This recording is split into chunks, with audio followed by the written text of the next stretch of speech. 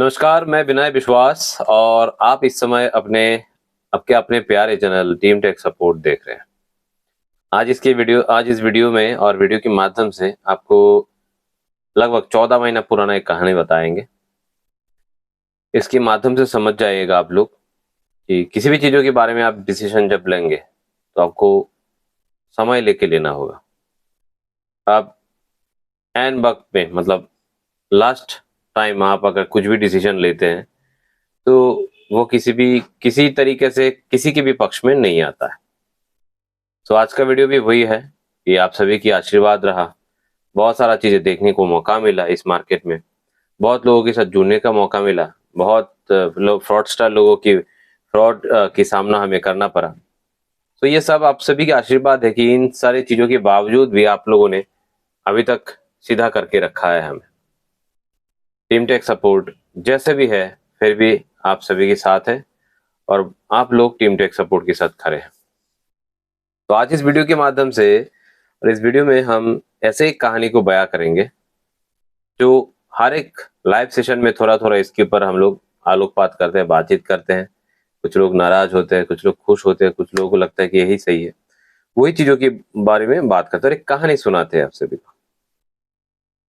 एक था बहुत बड़े लेवल की कंपनी स्टाफ, बहुत बड़े लेवल की। वो जहां भी जाना चाहता है, मतलब जहां भी जाता है चाहते कि उसे कंपनी का सबसे बड़ा चेयर दिया जाए। मान लीजिए किसी कंपनी में इनको जॉब दिया गया है, कुछ ही दिन बाद उनको ऐसा फील होता है कि कंपनी के मालिक ने क्या किया, कंपनी ने क्या किया, सब कुछ मैंने किया है। तो मुझे कंपनी के सीईओ जो सैलरी उठाते हैं वो सैलरी चाहिए। मुझे कंपनी का सीईओ जिस ऑफिस में बैठते, जिस रूम पे बैठते, उस तरह की रूम मुझे दिया जाए। उसका यही सपना है। और इस सपने की आदत उसको एक ऐसे कंपनी से लगा जिस कंपनी ने देश की लगभग 2,500 से 3,000 करोड़ का गबन कर लिया है। पूरे भारत में एक रिटेल नेटवर्क हुआ करता था जो खास करके रिचार्ज के लिए जाना जाता था, मनी ट्रांसफर के लिए जिस पोर्टल को जाना जाता था, आरबीएल बैंक से ये पोर्टल चलते थे। पोर्टल में भारत का फ्लैग को इस्तेमाल किया गया है, कलर को इस्तेमाल किया गया है। वो कंपनी किसी एक दिन ढप से बंद हो जाता है। 2-2,500 करोड़ जो है लोगों का गबन हो जाता है। एक से दो बंदे ये खरीदते हैं, बेचते हैं, इसी टाल बहाना में कंपनी बिक जाता है और उसी कंपनी से आए हुए बंदे हैं जिनकी मैं बात कर रहा हूं। तो ऐसा कर करके बार बार ये कंपनी चेंज कर रहे थे। किसी कंपनी में आए, वहां पे उनका वही सोच था कि मुझे सारा कुछ मिले जिससे सीईओ को मिलता है, जिससे कंपनी के डायरेक्टर को मिलता है। जाहिर सी बात है किसी को ये अच्छा नहीं लगेगा कि मैंने कंपनी बनाया है, मैं सब कुछ कर रहा हूं, मैंने तुमको पनाह दिया है और बहुत कुछ खास तुमने किया नहीं। ये संभव भी नहीं है कि तुमको मेरे जैसे चार दूं, मेरे जैसे रूम दूं, मेरे जैसे सेम सैलरी दूं। संभव नहीं है। तो उस कंपनी से भी वो निकल जाता है और फिर और एक कंपनी में आते हैं जिस कंपनी में मैंने भी काम किया है। उस वक्त की कहानी है कि उनसे मेरा भी बातचीत हुआ है। तो जब तक मैं उस कंपनी को समझू, उस कंपनी में काम करना शुरू करूं, तब तक वो उस कंपनी को छोड़ दिया, फिर और एक कंपनी ज्वाइन कर गए। फिर वो लौट के उसी कंपनी में आए। फिर मैंने काम करना शुरू किया। काम करते करते आज से 14 या 15 महीना पहले उन्होंने इस कंपनी को छोड़ दिया। छोड़ के फिर किसी कंपनी को ज्वाइन किया। एक ऐसा कंपनी और एक ऐसे स्टेट से बने हुए कंपनी जिस स्टेट से आज तक कोई फिनटेक कंपनी जो है वो सक्सेस नहीं है। अभी तक कोई सक्सेस नहीं है। बन रहा है, आज भी बनता है, बने हुए हैं, पर आज भी कोई कंपनी जो है वो सक्सेसफुल नहीं है। वो कंपनी का सीईओ या फिर ऐसा कुछ पोस्ट लेके बैठता है और बहुत सारे लोगों को वो लेके आए हैं, बहुत सारी जगह से बहुत स्टाफों को लेके आए हैं। कुछ ऐसे भी लोग हैं जो इनको बहुत अच्छी तरीके से चाट सकता है। इसी बीच एक कहानी हुआ। फेसबुक से किसी ने, लिंक्डइन से किसी ने मुझे ऑफर किया उस कंपनी में काम करने के लिए। मेरे कंपनी में ट्राई करके देखिए। तो आज मैंने इनको लिया था, उनकी कंपनी को। फिर मानने के लिए तैयार नहीं उनका कंपनी। फिर फेसबुक में कोई बंदा आता है और मुझे ऑफर करता है उसके कंपनी में काम करने की। तो मैं उनको बोलता हूँ कि आप किसके अंडर काम करते हो, तो बस वही बंदे का नाम आता है, वो शख्सियत का नाम आता है जिनका सोच है कि मैं किसी कंपनी में ज्वाइन कर रहा हूँ तो मुझे कंपनी की बहुत बड़ी पोस्ट मिलना चाहिए, कंपनी का सीईओ जिस तरह का लाइफ एंजॉय कर रहा है मुझे भी सेम लाइफ एंजॉय करना है। फिर उस बंदे को मैं बहुत तरीके से समझाता हूँ कि आप जिसके साथ जुड़ के काम कर रहे हो वो आपके लिए काम नहीं कर रहा है, वो अपनी जिंदगी को ऐशो आराम से भरने के लिए काम कर रहा है। सो कृपया आप इन चीजों से दूर रहे, खास करके इस बंदे से दूर रहे, इस कंपनी से दूर रहिए, ये नहीं हो पाएंगे आगे कुछ बेहतर। क्योंकि जिस कंपनी में वो ज्वाइन किए उस कंपनी का वही कहानी जो बोला था, देश में बहुत बड़ी घोटाला हुआ था, उस घोटाले से पैसा निकल के, पैसा कमा के, पैसा बाहर करके आके ये कंपनी खोला था, जिस कंपनी में ये शख्सियत जाके ज्वाइन किया। कौन सा शख्सियत? जो हर कंपनी में जाता है कुछ दिन बाद और प्लान करते हैं उस कंपनी की सर पे जाके बैठे। और जिन्होंने ये कंपनी खोला जहां पे अभी ज्वाइन किए हैं, जो एबीसीडी अभी जो कंपनी है, मेन कंपनी जिस कंपनी में अभी वो है, अभी भी काम कर रहा है, ये कंपनी जिन्होंने खोला है उन्होंने भी वो वाला कंपनी जिस कंपनी 2,500 करोड़ लोगों का गबन कर लिया है, उस कंपनी से पैसा इधर उधर करके वो बैठा है और कंपनी खोला है। तो सब इकट्ठा हुए हैं अभी, सपने देखने वाला, सपने दिखाने वाला, सपने को चोरी करने वाला, सारा इकट्ठा हुआ। तो मैंने उत्तर प्रदेश का उस बंदे को बहुत समझाया कि आप यहाँ काम ना करें, आप किसी दूसरे कंपनी का डिस्ट्रीब्यूटर बन के भी काम करेंगे तो बेहतर कुछ कर सकते हैं, तो कृपया आप इस बंदे को छोड़ दीजिए। इन्होंने जाके इस बात को, बड़े लोग हैं उनको तो नहीं बता पाएगा क्योंकि उसकी बॉस है, तो उसने अपने इमीडिएट बॉस शुक्ला जी को बताया, उत्तर प्रदेश की शुक्ला जी को है जो है वो बताया, शुक्ला जी देखिए मेरे को ये मैसेज किया है, ये वॉइस किया है ये इस बंदे ने। अगले दिन सुबह मेरे पास कॉल आता है, उसमें मैं नाम दिखता हूं, ये शुक्ला। तो शुक्ला जी का कॉल आते ही बोलता है आपका नाम विनय विश्वास है? रहा है। आप यूट्यूब चैनल चलाते हैं? रहा है। तो बोला तो फिर तो आप तिस्मार खा हो गए? नहीं हो गए, तिस्मार खा कहाँ से होंगे? तो बोला किसी के बारे में कैसे कमेंट कर सकते हैं आप, कुछ भी कमेंट? मैंने बोला मैंने आपको नहीं किया है, और किसी को भी किया है, अपने हमारे स्टाफ को किया है, अपने हमारे बॉस के बारे में बोला है। तो मैंने बोला कहाँ गलत क्या बोला है? जो मैंने जितने सारे बात किए हैं उसमें गलत क्या है? बोला गलत क्या है, झूठ क्या है, उसको मुझे फर्क नहीं पड़ता, तू कौन है बोलने वाला? तब तू तर्क में आ गया। तो मैंने बोला देखिए सही और गलत समझने की प्रयास कीजिए, आप भी कंपनी की स्टाफ है, चमचा मत बनिए। बोला जो भी बनूं, चमचा बनूं, जो भी बनूं, तुझे क्या करना है, तुझे क्यों बोलना है? हम उत्तर प्रदेश से में बैठ के केस ठोक देंगे इधर, तुमको साला हर बार आना पड़ेगा। मैंने बोला ये बेहतर है, आप ठोक सकते हो। अगर इतने बातों में उत्तर प्रदेश से केस बन सकता है, बेहतर है। तब आतिक अहमद जिंदा था। तो मैंने बोला आतिक अहमद का फिर क्या करेंगे? बोले इसको तुमको नहीं सोचना है। मैंने बोला मतलब उधर बैठ के अगर केस ठोक के सारा काम हो जाता है, तुम्हारे राज्य में बहुत सारी चीजें पड़े हुए हैं, बड़े बड़े चीजें, तुम इसको छोड़ के क्यों बैठे हो? तो बोला देख लेंगे, तुमको बेहतर तरीके से देख लेंगे, अपने ढंग से अपने तरीके से जिंदगी जियो, वीडियो बनाना है तो सही वीडियो बनाओ, और समझाना है तो आपको हमको समझाने की जरूरत नहीं, हमको बहुत अच्छा समझ में आता है। उस दिन मैंने इनको एक भी रिटर्न नहीं करा, क्योंकि मुझे पता था ये रिटर्न करने का समय मेरे पास आएगा, और शायद रिटर्न करने की जरूरत भी नहीं पड़ेगा, ऑटो रिटर्न मॉड्यूल पे हो जाएगा काम। उस बात का जो 14 या 15 महीना हो चुके, उनका नाम मैंने सेव करके रखा, आगे पीछे सब लिख के रखा, शुक्ला। फिर जिस कंपनी में वो काम करते उस कंपनी का नाम, और इस कंपनी को जिस पनौती डेवलपर ने डेवलप किया है उनका नाम भी, क्योंकि जिन डेवलपर ने इस कंपनी को डेवलप किया है वो भी पनौती टाइप की है। मतलब उनके साथ जुड़ के कोई कंपनी सुखी नहीं है आज तक, चाहे जितना भी भला काम कर लो, उनके साथ कोई ना कोई दुर्घटना हुआ ही हुआ है।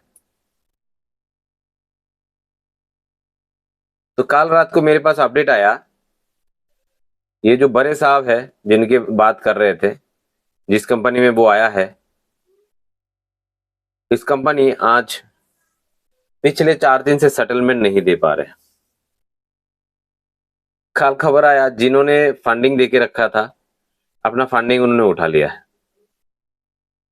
फंडिंग उठा लेने के कारण बबुआ जो है आप सेटलमेंट नहीं दे पा रहे, जो बोला जिस स्टेट से कोई भी ईवीएस कंपनी आज तक लॉन्ग टाइम सक्सेस नहीं हो पाए हैं, उस स्टेट का बबुआ है जो 2,500 करोड़ के गबन में उनका हाथ था। जो भी है, नहीं तो इतना बड़ा दुर्घटना नहीं होना चाहिए। अगर किसी ने कहीं पे कुछ करके ना आया हो तो ऐसा कहानी उसके साथ नहीं होने वाला। उन्होंने शायद सच में कुछ ना कुछ तो किया है आगे, जो इनके साथ भी ये हो रहा है। आज उनके पास सेटलमेंट देने की पैसा नहीं है, तो सेटलमेंट का पैसा कहाँ गया? खत्म, खा गए सब। लोगों ने जो ट्रांजेक्शन किया है वो पैसा आप इनको रिटर्न नहीं कर पा रहे, क्योंकि उनका पैसा पहले खाली है, और जो इन्वेस्टर लगा के रखे थे उनकी इन्वेस्टमेंट के ऊपर ये बिजनेस था। मतलब रिटेलर जो ट्रांजेक्शन कर रहे हैं वो हवा में कर रहे थे, उनका पैसा पूरा 100% रिस्क में काम हो रहा था, और वो आज ये प्रोडक्ट, कल वो प्रोडक्ट, ये सब लाइव कर करके काम चला रहे थे। उनके कुछ स्टाफ कुछ लोगों को टाइम बता रहे थे, अगले एक साल बाद शायद तुमको देखने को नहीं मिलेगा, पर हमारा कंपनी मिल जाएंगे। तो बहुत लोगों को ये वीडियो के माध्यम से पता चल गया कि कंपनी का नाम क्या है। तो कृपया आप सभी कंपनी का नाम डाल सकते हैं, मैं कंपनी का नाम नहीं लूंगा, आप लोग कमेंट में डाल सकते हैं कंपनी का नाम क्या है। आज चौथा दिन है जो सेटलमेंट नहीं मिल रहा है। शायद कहीं ना कहीं से जुगाड़ लगाएंगे वो लोग सेटलमेंट के पैसे के लिए, किसी ना किसी से भीख मांगेंगे, किसी ना किसी से फंडिंग उठाएंगे। अगर किसी ने अगर दया किया और वो पैसा दिए तो शायद आपका सेटलमेंट होगा। और ऐसा भी हो सकता है, मान लीजिए कि आपका सेटलमेंट आज चौथा दिन है, पांचवा और छठा और 7 दिन हो गए, तो फिर वो लोग नहीं देंगे पैसा, क्योंकि उनको भी पता है इसके बाद आप लोग और ट्रांजेक्शन नहीं करेंगे। आज भी बहुत रिस्क है, 4 दिन चला गया, सेटलमेंट नहीं दे पा रहे हैं, तो मतलब लोग एक बार पैसा उठाएंगे तो और तो ट्रांजेक्शन आप नहीं करेंगे। तो मतलब अभी भी अगर पैसा देता है तो उनके लिए रिस्क है, और पैसा नहीं देता है तो जिन लोगों ने भरोसा करके बिना समझे बिना बूझे इस फ्रॉड्यूलर लोगों के साथ काम किए हैं, उनका तो गया पैसा। आज जिन लोगों के साथ बात की, इसमें 12-13 लोग हैं जिन लोगों का कहना है किसी का 1.5 लाख, किसी का 40,000, किसी का 32,000, किसी का 35,000, किसी का 1 लाख। मतलब बहुत पैसा है, बहुत विश्वास है।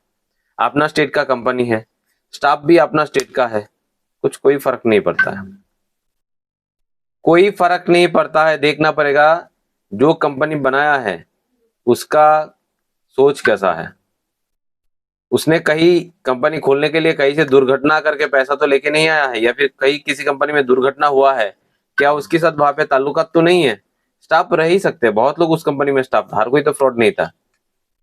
पर जिन फ्रॉड्यूलर ने उस कंपनी से पैसा मार के कंपनी खोला, किसी का कंपनी आज तक नहीं टिका। हर किसी का कंपनी टालमटाल है, या फिर आज के डेट में सेटलमेंट नहीं दे पा रहे, या फिर एक तो बंद ही हो गया है, एक तो सारा कुछ क्लोज करके कहीं जाने वाला है। तो मतलब लगभग लगभग मान लीजिए कि हालत टाइट है। जिन लोगों ने गलती कहीं पे करके इधर आके फिर शुरू किए हैं, उनका शुरू ज्यादा टाइम नहीं टिकेगा। मतलब क्या है, बेईमान का कुछ नहीं रहने वाला है, और ईमान मरने के बाद भी सब कुछ रह जाएगा। तो बेईमान भले कितना ही चाकाचंद कुछ भी कर ले, कोई फायदा नहीं है। अगर किसी ने खुद को प्रमाणित कर दिया कि मैं बेईमान हूं, फिर तो कुछ रहने वाला नहीं है, कुछ भी कर ले, और उसकी निजी जिंदगी में इसका असर 100% आएगा। क्योंकि आज अगर जो कंपनी सेटलमेंट नहीं दे पा रहा है, अगर वो आगे सेटलमेंट नहीं देता है, तो सारे रिटेलर की निजी जिंदगी में दिक्कत आएंगे। तो जाहिर सी बात है, जो फ्रॉड्यूलर फ्रॉड करके इस तरह से कंपनी चला के लोगों का पैसा बर्बाद किया है, उसका भी निजी जिंदगी जो है वो खराब होने वाला है।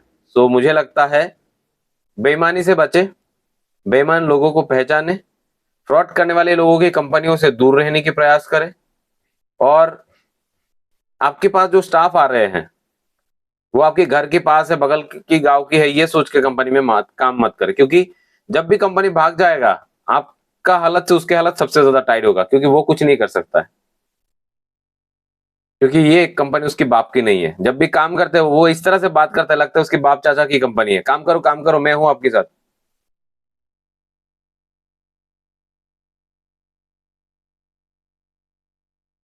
पर ये कंपनी उसकी बाप चाचा किसी का कंपनी नहीं है, ये कंपनी कंपनी के मालिक की कंपनी है।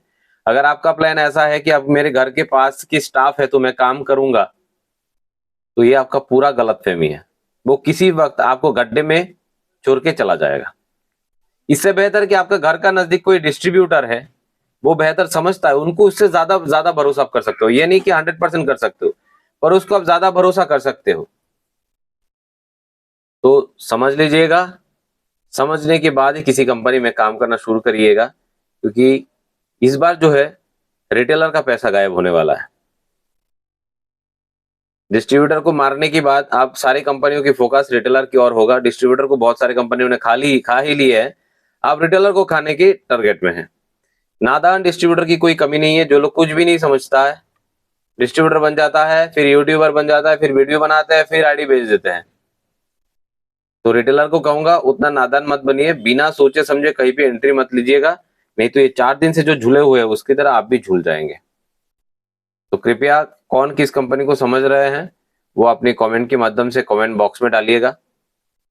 जो लोगों का हालत आज टाइट है उनको तो पता ही है कि किसका हालत ऐसा है। तो आगे की जानकारी और आगे देते रहेंगे, सिर्फ जानकारी प्राप्त होगा, इसके अलावा तो कुछ नहीं हो सकता। डिस्ट्रीब्यूटर रिटेलर के लिए दुखी हूं, मैं ये कह सकता हूँ, सच में मैं दुखी हूं, क्योंकि मैं कभी नहीं चाहता हूं कि किसी रिटेलर किसी डिस्ट्रीब्यूटर के साथ इस तरह की दुर्घटना हो। जिस तरह की दुर्घटना एक बार 2017-18 में हुआ है, इन्हीं लोगों ने किया है, इन्हीं लोगों के साथ जुड़े हुए लोगों ने किया है, जिन लोगों की कंपनी आज सेटलमेंट देने में दिक्कत कर रहा है। तो थोड़ा समझ बूझ के साथ आगे चलिए। और इस कहानी का वही अंत है कि आज वो साहब का फोन स्विच ऑफ है, और उत्तर प्रदेश की जो शुक्ला जी को आज मैंने व्हाट्सअप किया था, उनका सुर बहुत नरम है, और दिल से वो आज उनको पुकार आ रहा है कि आज से लगभग 1.5 साल पहले उनकी जो बात मेरे साथ हुई थी वो बहुत गलत था। उन्होंने आज सॉरी बोला है, बहुत कुछ बोला है। तो ये भी एक सीख है, किसी वक्त किसी को भी कुछ बोलने से पहले 100 बार सोचना चाहिए, या फिर किसी को वादा करने से पहले भी 100 बार सोचना चाहिए कि आखिर जाके वो वादा पूरा कर पाएंगे कि आपका ही लालच बहुत बुरा बोलने लगेगा, या फिर आपका ही लालच आपको खा जाएगा। ये सोचना चाहिए। तो आशा करता हूं इससे थोड़ा आप लोगों को सीख मिलेगा, मार्केट की इस कामों से, मार्केट की इस अंदाज से, या फिर मार्केट की इस हालत से आप लोग थोड़ा सतर्क हो जाइएगा, नहीं तो किसी के साथ किसी वक्त ये दुर्घटना हो सकता है। और कोशिश कीजिएगा, अगर आप टीम टेक सपोर्ट को बहुत प्यार और मोहब्बत करते हैं, टीम टेक सपोर्ट क्या कर रहे हैं उस तरफ फोकस रख के काम करने का। टीम टेक सपोर्ट ने हाई बोला और आप हेलो बोल दिए, और आपने पूरा खुद को डुबा दिया, ये नहीं होना चाहिए। हाई बोल रहे तो हाई तक ही बोलिए। हो गया मतलब हो गया, खत्म मतलब खत्म, इतना तक रुकना है तो रुकना है,